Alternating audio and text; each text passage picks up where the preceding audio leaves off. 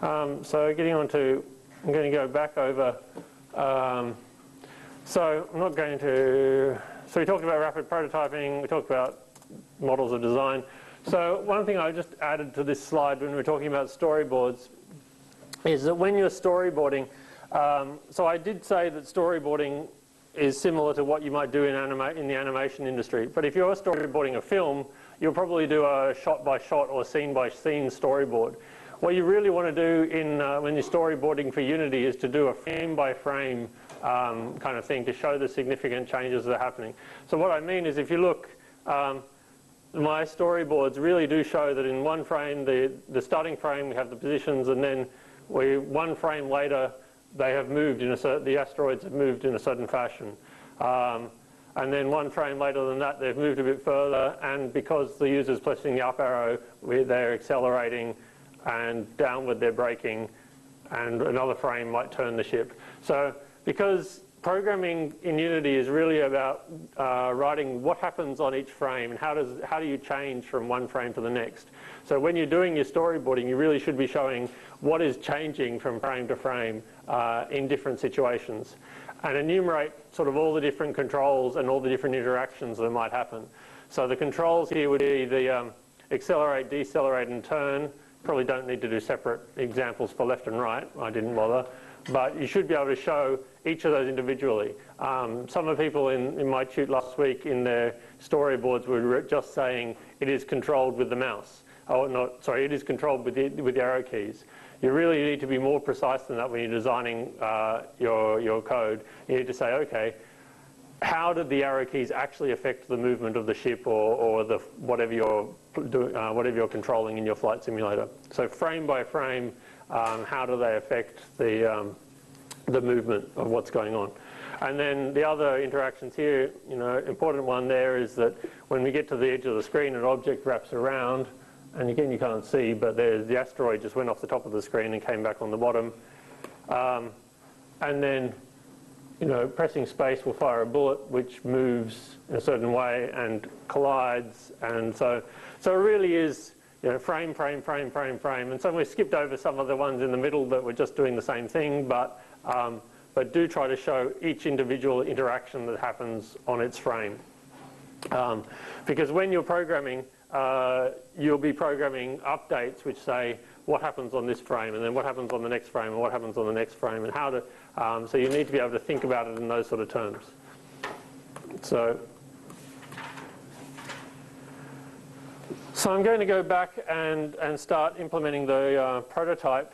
So I jumped over a bunch of this last week in order to show you how to do keyboard control. I'm going to go peel back a couple of steps and go back to just moving the ship without keyboard control and talk about the concepts that we use, and then I'll build up to that point. Hopefully we'll be able to get to controlling the ship in today's class. So we're just going to make a ship and make it move. So let's go back to our code. Let's not look at that because that's the wrong version of Unity. Go away. Let's bring up our asteroids world. So there's our game world. We have a single solitary little ship, which is just a capsule sitting in an empty dark reaches of space. So in order to make it move, we have to add a script to the ship. So what I'm going to do is I actually have a script I prepared earlier. Woohoo! This is this first. So the first script we're going to just use is going to just move the ship up. And so I'll show you what that looks like if we add it to we put that on the ship. And lo and behold, when we run, the ship moves up. Now it disappears off the screen because it's still going up and up and up and up. In our world doesn't have any set limits on it. You can move things. Actually, I have no idea whether there's a limit of how far you can move something in Unity. But you can always just try it and see how far something will move for. So the simplest thing we've done there is created the update method tells us what to do on each frame. And on each frame, what we're going to do is translate the ship by the up vector, which is the y direction in our thing. And so because that vector is 1 unit long, each step we're going to move 1 unit, each frame we're going to move 1 unit in the y direction, and that in this case happens to be up the screen. So looking at what that means, so we've talked about scripting. I said last week that Unity is an event-based programming environment. This means that all of our code is responding to some event that happens in the world. And the events have names that describe what they are. So the most common, the couple of events that we're going to be looking at, the start event, which happens when the scene is loaded, the update event, which happens once on every frame, the mouse down event when the mouse is clicked on something, which we'll get to later, and the trigger enter event for collisions, which we'll also look at later. There are a whole bunch more different events, but all of them are basically says when certain thing happens in the world, you have some code which tells the program how to respond to it. The most important events are going to be the start event, which sets up the scene and does any initialization that we need to do, and the update event, which updates the scene for every single frame. So what we looked at there, so if we actually take this code, so we've already got, let's go down to where we were. If we try that, see, what I'm going to do is stick that in there. I'm going to cut that one out. So that code when we start, it'll set our position to the 0 position in the screen, and we then will move upwards 0.1 per frame. So this is a different version of translate. There are two versions of translate, one that takes a vector and one that takes 3 numbers. So this moves 0 in x, 0.1 in y, and 0 in z. So it moves up the screen kind of slowly. So if we play that one, whoops, okay, we've got an error. Let's go and have a look at that. As I said, I expected a semicolon. Where have I forgotten a semicolon? What? Okay. Expected semicolon. There is a semicolon. Okay. I always hate it when my code doesn't work. Unexpected token semicolon. So it expected a semicolon, but oh no. That's because we copied, maybe. Let's see what happens if we do that. Is that a, no? What? Expected a semicolon at the end. There is a semicolon at the end. Why is it complaining about? That's always fun.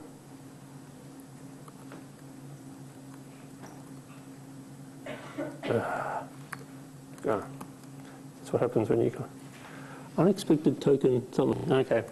That is a nuisance. I'm going to, I think it might have been a copy and paste from something in the overhead. So let's do that. Transform dot position equals vector 3.0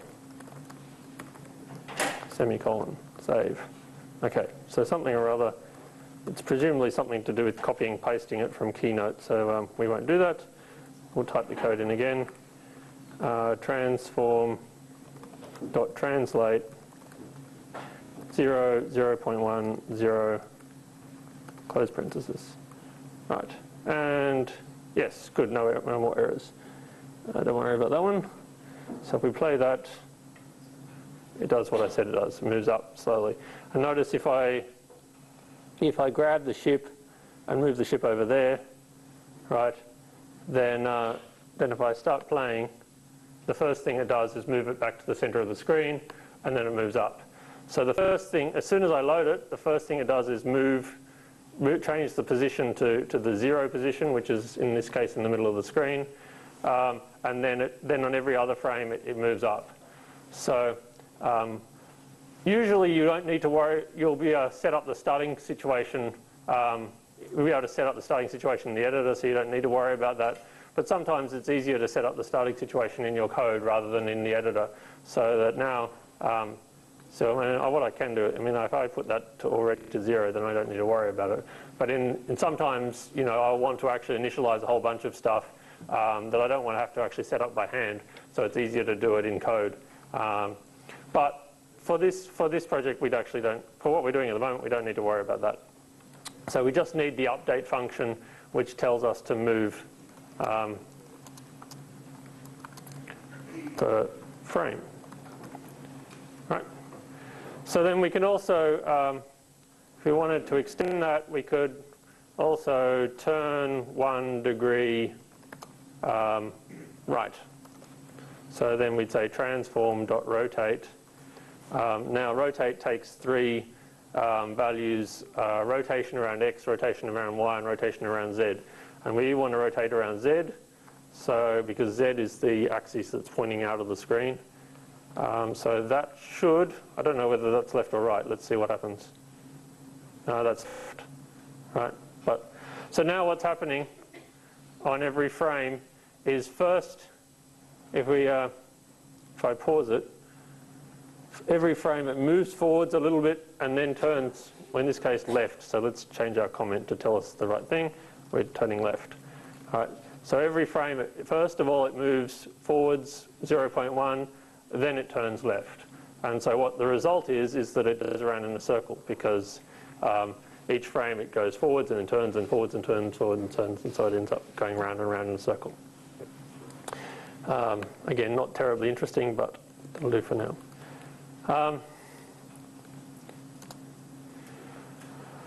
So that's what I just said. So the general syntax for what we're doing here is, so each of these things, update, start, update, and so forth, are methods. So we're creating our own methods. So I said before that objects have data and code, and so the data is in the variables and the code is in the methods. This is how we create our own methods. We've been using some of the built-in methods so far, but this is how we create our own. And so the syntax is always this. It's always function, and then some name, then a pair of parentheses. Later we'll be putting stuff in the parentheses, but for the moment it's just an empty parentheses. Then an open brace and a closed brace at the bottom, and then a list of statements inside the braces. So one of the things you've got to do in learning to be a computer programmer is learn the names of your punctuation. So these round brackets are called parentheses. These curly ones are called braces, and the square ones we'll call square brackets or just brackets. Which ones you use matters, because the computer thinks, you know, round braces mean one thing, curly braces mean another thing, and so forth. So in general, when we're defining a method, we'll say function, the name of the function. In parentheses, this will be some of the arguments of the function, but at the moment it doesn't have any. And then a pair of braces, and inside the braces are the statements that we want to do the program to do when it runs that function. Statements are usually, well, statements can come in various different kinds, which we'll go through, but each statement usually has a semicolon at the end. You can also have comments in here. The comments can be on lines by themselves or hanging at the end of other lines. The comments don't do anything. They're just there for making the code readable for people. So an update event happens on every frame. And I said before, the frame does not get drawn until the update finishes. So your update events have got to be quick, because if your update code takes a long time, then your frames will slow down and your animation will get jerky. Everything we'll be doing will be very, very quick. Sometimes if you want to do a lot of computation in order to work out what the next frame is going to be, it might slow down and then you'll have problems, but I don't think we're going to encounter that. Okay, so there's a very simple program. It just has to update. Let's now, so we have a problem at the moment, is that if it goes off the edge of the screen, it doesn't come back again. So let's now actually make the code wrap around, make the program wrap around. So make the ship wrap around, that's what I want to say. So Wrapping around the screen is going to be a behavior that we're going to be using a lot. The ship's going to wrap around, the asteroids are going to wrap around, the bullets, when we fire them, are also going to wrap around. If we had to write the same code for this in different cases, we'd end up writing the same code for asteroids as we wrote for the ship, as we wrote for the bullets. It would all look more or less the same. And the problem with doing that would be that having the duplicated code is extra work to write it, and it's going to be harder to debug because there are lots of different instances of where the code might be a problem. So a common idea is to abstract. If there's a piece of code that is basically the same but just being used in different places, is to write that code once and then use it many times from different places. And this is generally called abstraction. We abstract this code into a separate behavior, and then we can reuse that on different things. So what we're going to do is we're going to write, so what we could do on the ship is we could write some code here, which is, okay, if the ship's gone off the screen, then we move it back onto the other side of the screen. But then we'd have to do that on the asteroid, and we'd have to do that on the bullets. So rather than do that, we're going to write a separate script which will wrap around any object, because we'll be using it a lot. And actually, I've written this already, so I won't have to work through that and make mistakes. This is our script. So now this is, let's zoom in on that a little bit. Oops, that's not good. There we go. So this is a little bit more complicated than anything we've seen yet, but we can break it down. So at the top, we have a new variable that we're calling our space, and this variable is of type rect. If you go and look in the Unity docs, a rect is a rectangle. I don't ask me why they called it rect and not rectangle, but it's a way of defining a rectangle. And if we're using rectangles in our code, a rect is a nice data structure for holding that. In this case, we're using a rectangle which says the size of the space that we're allowed to move around in. And so this is going to be a space variable. Our update function now takes the position of the current position of the ship and checks whether it's within that space. And if it isn't in the space, it changes it, so it brings it inside that space. Now, what's going on here? Well, there are a couple of things that you need to explain in order to understand this code, and we'll just come back, thank you, and I'll zoom out again. So we have a number of things going on in this code. The first thing that we encounter in the code that we probably haven't really talked about before is the local variable. So if I go up, this here, so we've already encountered how defining global variables that are properties of the object. And so space is a property. If we add this script, wraparound, there it is. If we add the wraparound script to the ship, we can look at the ship. We can see there's the go away. What's it doing there? Remove that. There's the wraparound script. It has this rectangle space, and we can adjust those numbers. So any variables outside a method are properties of the script, and we can adjust those in the editor. But this is a variable, same syntax, but we're defining it inside a method. So this variable only exists inside the method, and we can't access it in the editor. It's just a temporary space for us to do stuff while we're doing the update. So it's a bit of scratch space in which to store some numbers that we're going to be manipulating, but we're going to be throwing them away once we've finished this method. So local variables are essentially temporary storage to do a calculation.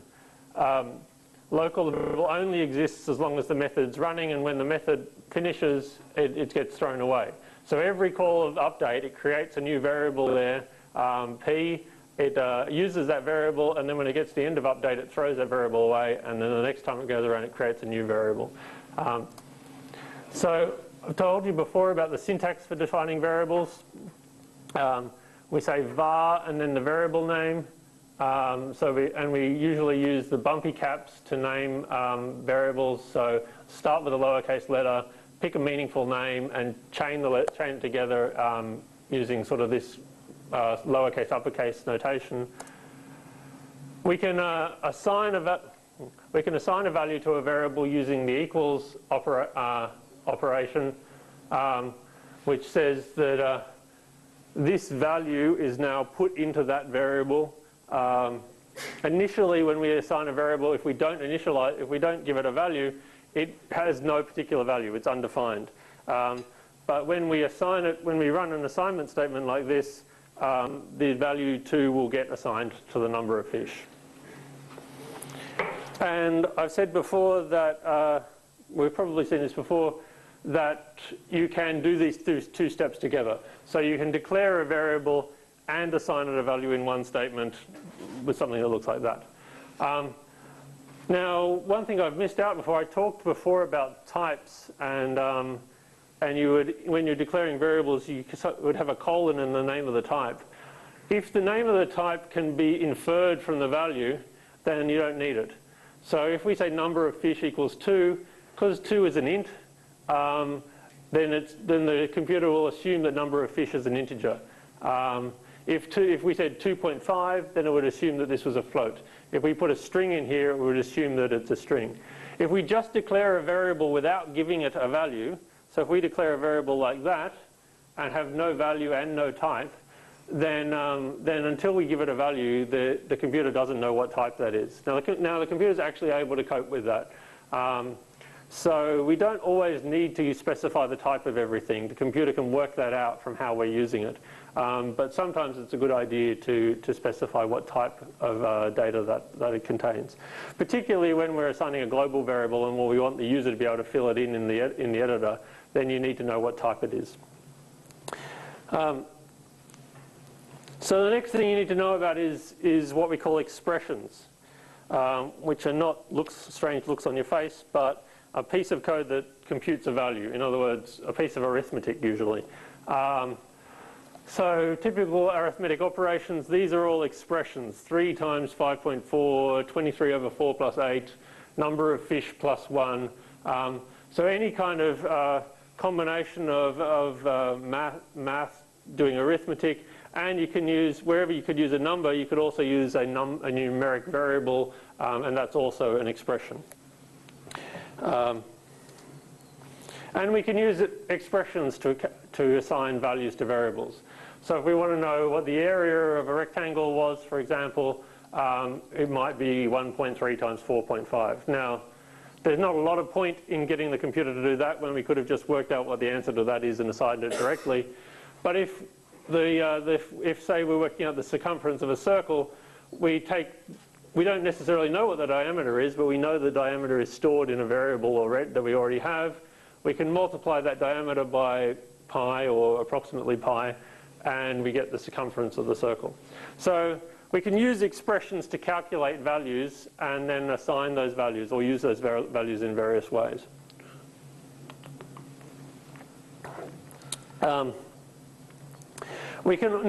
an important thing here is that we can have an expression involving a variable and then assign that value into the variable, the same variable itself. So what the computer does is compute the value first and then do the assignment. So you can ignore the assignment for the starters and just say, okay, number of fish is 2, 2 plus 1 is 3. So now then we do the assignment and we stick 3 into number of fish. Now number of fish is 3. We say 3 times 2 is 6, and then we stick the value of 6 into number of fish, and so number of fish is now 6. And so each of those assignments updates the value of a variable.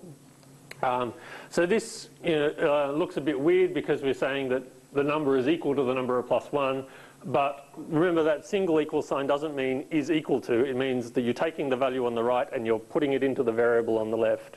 Right, your left, my right. Anyway. So in other languages, this is rather than using the equals, they actually use a little arrow sign to say that you take this and you put it in there. But the equals is fairly common, so yeah.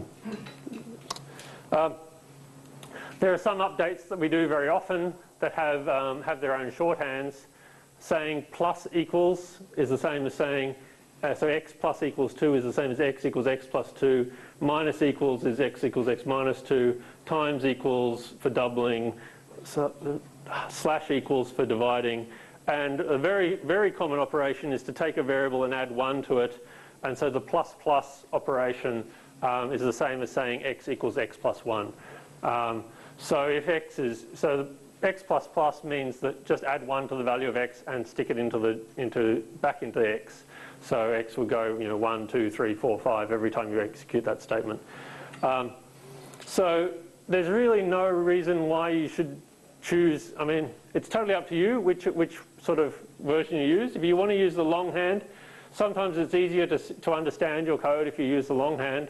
But sometimes writing this sort of thing a lot just tends to take up a lot of space, and it's actually easier to understand this because this just is like in 1 unit this says increment x, whereas this takes a little bit more reading to understand what's actually going on. So it's up to you. Choose either the longhand or the shorthand, whatever you feel makes your code easier to understand. To the computer it's really all the same. I'm only really telling you these because I'll probably use some of them along the way because I'm just used to using them automatically. But if ever you see any of these, you just know that it's the same as the expanded version. Okay, so I talked last week about a different type that we hadn't encountered before, which is the Boolean type. Booleans is a data type whose value only has 2 different values it can take. It's either true or it's false. So Boolean expressions then are expressions that yield a Boolean value. So a common kind of Boolean expressions are the greater than or less than operations. So this expression, x is less than 0, will yield the value true if x has a value that's less than 0, and will yield the value false if x is 0 or more. This value, now here we get a little bit more complicated. We compute this number, so this is an expression which gives us a number, which is the x value for space plus the width of the space, and that'll give us a number. Then we compare x to that number, and if x is greater than or equal to that number, we then will we'll return true, and if it's less than that number, we'll return false. So, and particularly we have the, like I said before, we have the equals operation, operation to check whether a variable is equal to another variable. And so there's the distinction where assignment is a single equal statement, but to test for equality, we use the double equal statement. Now, in general, what we'll encounter are, these are the symbols we'll be using: less than, greater than, less than or equals, greater than or equals, the double equal for equal, and the exclamation mark equals for saying not equals. So if you want to say, if this variable does not equal 0, then you use the exclamation mark equals. Okay, so let's look back at our code now. So we encountered, so the first thing we do is to take the current position from transform.position and stick it into a variable. And now we haven't defined the type of that variable, but because transform.position is a vector, p is now also a vector. So it automatically works out the type of p is going to be a vector. Now we got a number of if statements to check the various values of p, the various properties of p. So what we want to do is say, if this is our world, right? We said that the value 0, 0 was somewhere in the middle there. So what we've got now is this is, let's call that x, y. This is the width. This is the height. So this is the top corner of the world, and we can work out exactly where that top corner is. I think I worked out by hand. We have it here. I think I worked out by hand that that top corner is negative 23.5 and negative 17. And the width of the world is 47 and the height of the world is 34. They were just numbers that happen to fit in this case. So now say, okay, if our ship is somewhere, our ship could be anywhere in the world. In fact, the ship can be outside here. So after moving the ship, it might end up over here, right? Now if the ship ends up here, what we want to do is move it back to over here. And so the amount we want to move it by is the width of the screen. And again, if the ship is, if the ship was over there, then again we'd want to move the ship by the width of the screen to over there. And same with the top and the bottom. So the first thing we do is say, if the x position, which is of P, which is where we're storing our position, if it's less than the x position of space. So this is the x position of space. If our position of our ship, P, is there, if it's less than the x coordinate of our space, then we're too far out to the left. And so what we need to add is we add the width of the space to P, and so we end up back on the screen. If on the other hand the x value of P is over here, if it's greater than this plus the width, so that's x plus width, if it's greater than that, then we're too far out the right-hand side of the screen, and so we subtract the width from it, and we end up back on the screen. So we have an if statement that tests, first of all, it has a Boolean expression to test whether the x position is less than the space, the left side of the space, and if it's true, then we do the code in the braces and we add the width to the space. Otherwise, we have the else part. And if it isn't true, then we test this. If this is true, then we'll subtract the width from the space.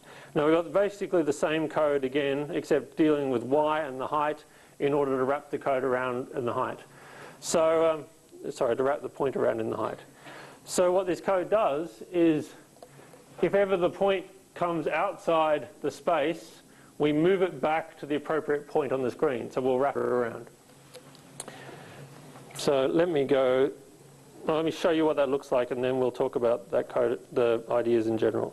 So if we now take that wraparound and put it on the ship, now, oh, I forgot our ship was going in circles. Let's stop the ship from going in circles. Where were we? Let's just remove, keep forgetting to always plug that in and forget to turn it on. Okay, so a neat trick, if ever you're, a very common programming trick is if you want to turn off a line of your code temporarily, you can just turn it into a comment like that. And because the computer completely ignores comments, any code that's commented out is disabled. Now, this is handy for short-term stuff, but never leave commented out code in there. That's a really bad practice. It's just for when you're doing on-the-fly. In fact, we don't even need to comment it out. We can just completely remove it because we're never going back to that piece of code. So we can just delete it. But sometimes if you just want to turn something off temporarily, you can. It's called commenting out. You just turn the line into a comment. It keeps the text there, but it doesn't. The computer ignores it. So now that we removed the turn, it should just be moving up all the time. So if we play, our ship moves up. And when we get to the top of the screen, yay, it reappears at the bottom of the screen, which is thrilling, I'm sure. And I'm sure if we actually, let's see if we can't make it move a little bit faster. And we'll put that rotate back in now that I've just gone and removed it. I think it's in there, yes. If we put that back in there, now hopefully, there it goes, and it's actually going off the side of the screen. Now, Now the numbers that I chose were a bit off for this screen because the side of the screen is somewhere along here. You can see if it gets to about there, it suddenly appears over there. But it's doing what we want, so that if it goes off the left-hand side of the screen, it reappears on the right, and if it goes off the right, it reappears on the left, and the top and the bottom exactly. So what we've done is that we added this an if statement. It's a conditional statement. We talked a little bit about it before, but in more detail, we say the syntax is if, and then in round braces, in parentheses, we have some condition. Now that condition is a Boolean expression. It has to be either true or false. Then in braces, so we close the parentheses, and then in braces we have a list of statements that happen if that's true. So braces are almost always used to take lists of statements and include them together as a single block. So this says, if this condition is true, then do everything that's in the braces.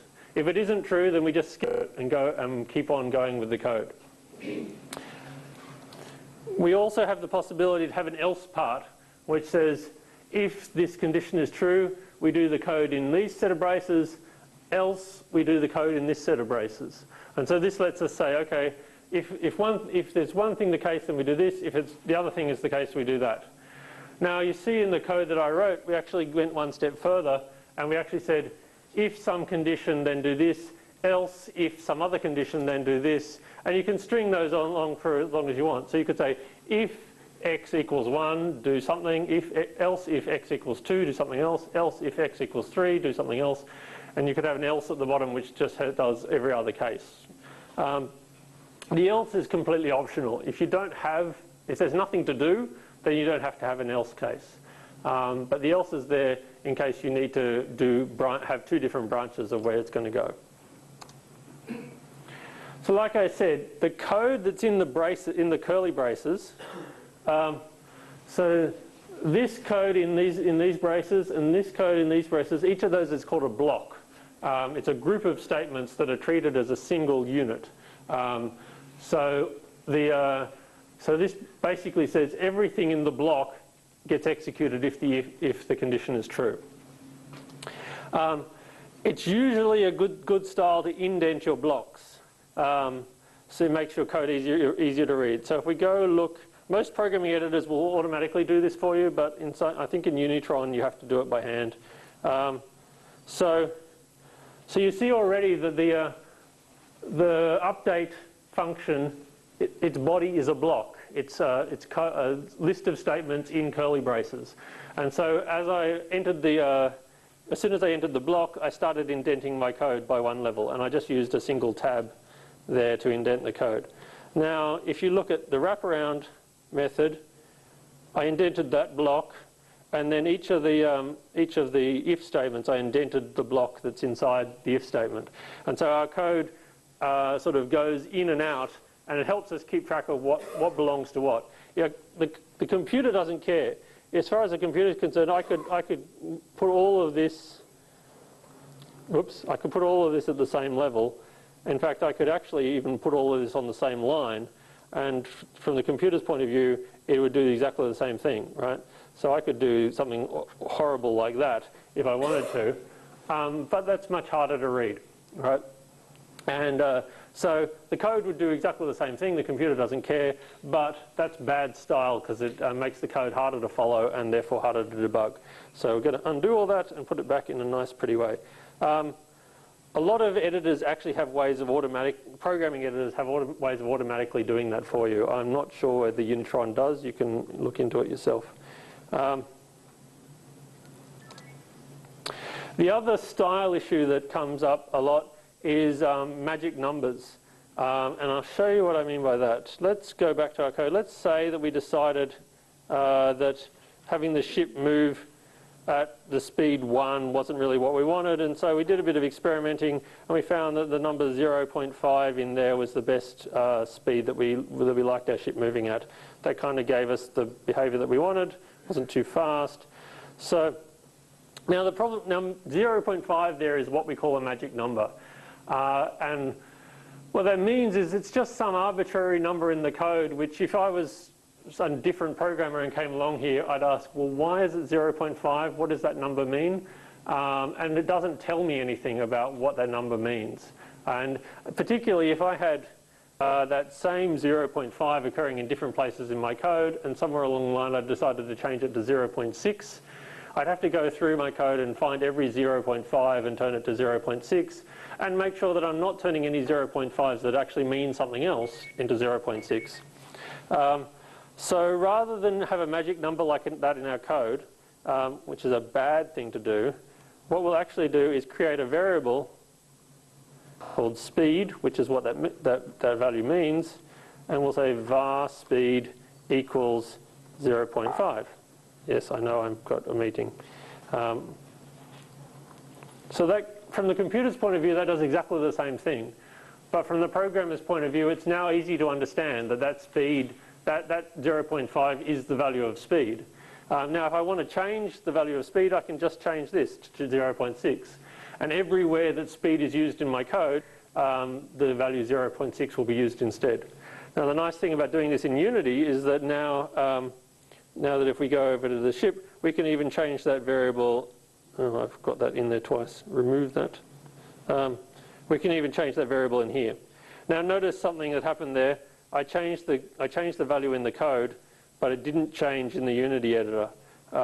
Unity doesn't change that value unless, well, sometimes it changes and sometimes it doesn't. After you've changed your code, it depends, but sometimes it keeps the old value. So the tricky thing you're going to have to do is if you ever change a value, this is kind of like the default value. So if I added this script to it again, it would come up with a new value. If I added the script, another copy of the script, it comes up with 0.6. But if I change the script, if I change the script, then stop doing that. Then old values on the object don't necessarily get their variables changed. So you might want to make sure that you check that when you change things. Okay. So in general,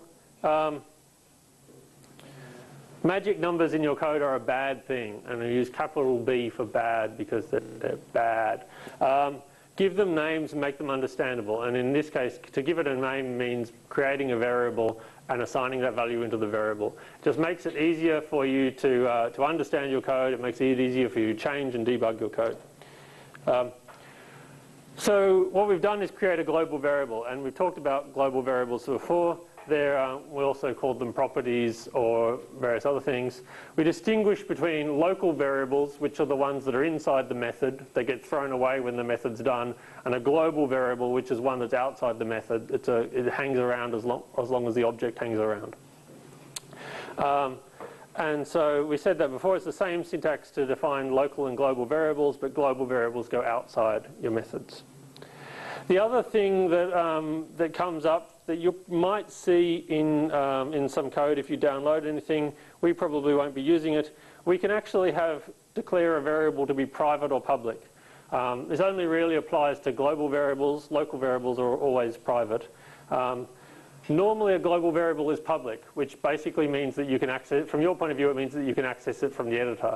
If I go back over here and change this speed variable to make it private, and I've got to remember exactly what the syntax for that is. Private, I think that's right. If I now come back here, we just saw it disappear, right? Private variables you can't access from the editor.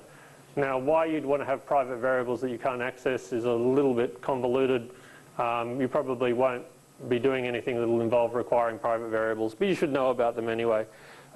If we really want to make sure that it's clear that this is public, we can actually say public, and then it should come back again. There it is, and the value's back again. But usually you don't need to worry about that. You just might, if you download code from somewhere, you might see it labeled as public or private. Usually, if you don't put a label, it's automatically public, and you can just get at it from Unity.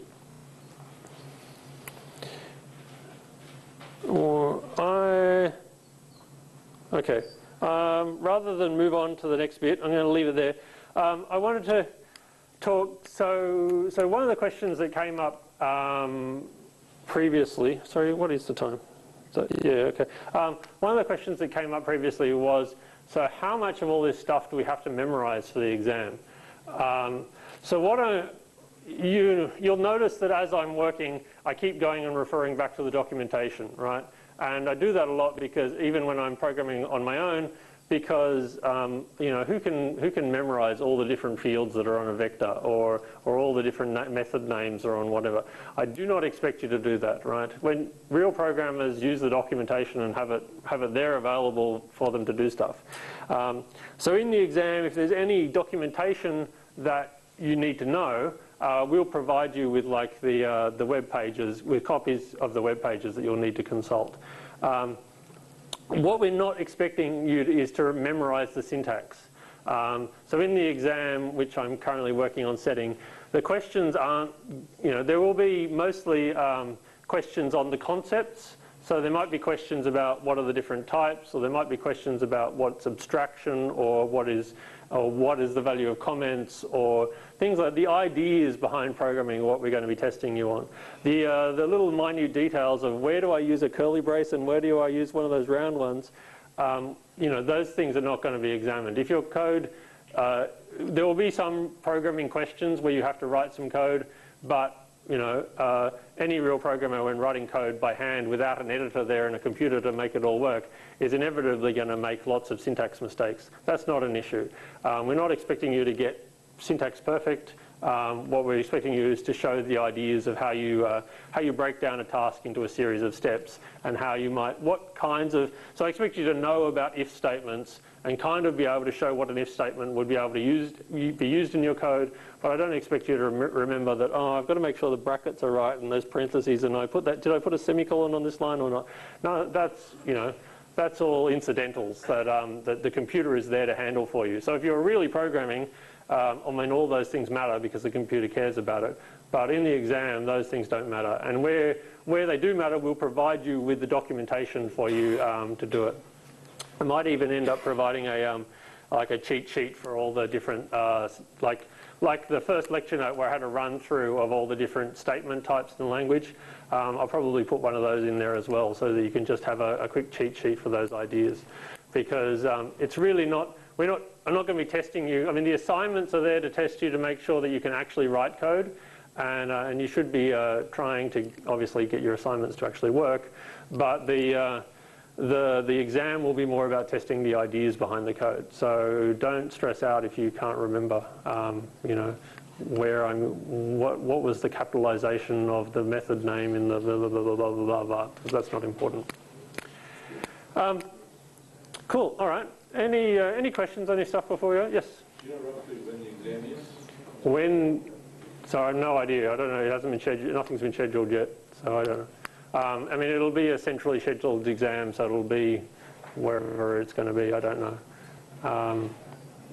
No, I mean, I haven't even actually written the paper yet, so we're working on that. If you have any suggestions for what you can, no, sorry, yes?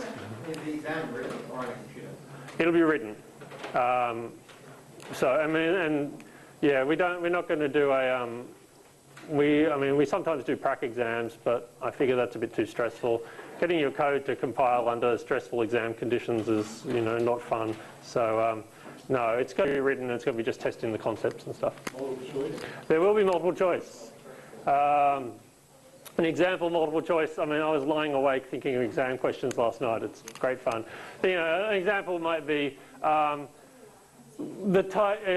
is the type of the value 2? Is it a float, an int, a boolean, a string? And you know, you have to pick A, B, C, or D, or something like that. Or there'll also be some short answer questions. Questions like, you know, what are the 6 stages of programming might turn up somewhere in your exam.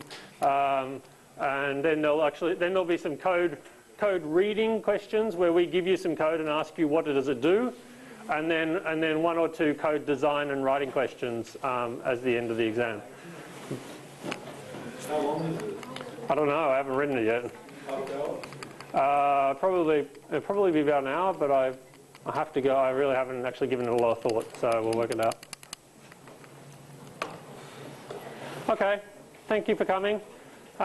Use the class forums if you have any issues with your assignments, we will be monitoring them and answering questions and stuff. And remember that your design document, so your storyboard is due in this coming week's lab. So you have to show your storyboard to your tutor in the lab just to make sure that you've got the right idea so that then you can go ahead with implementing it. Yeah. Don't forget to do it.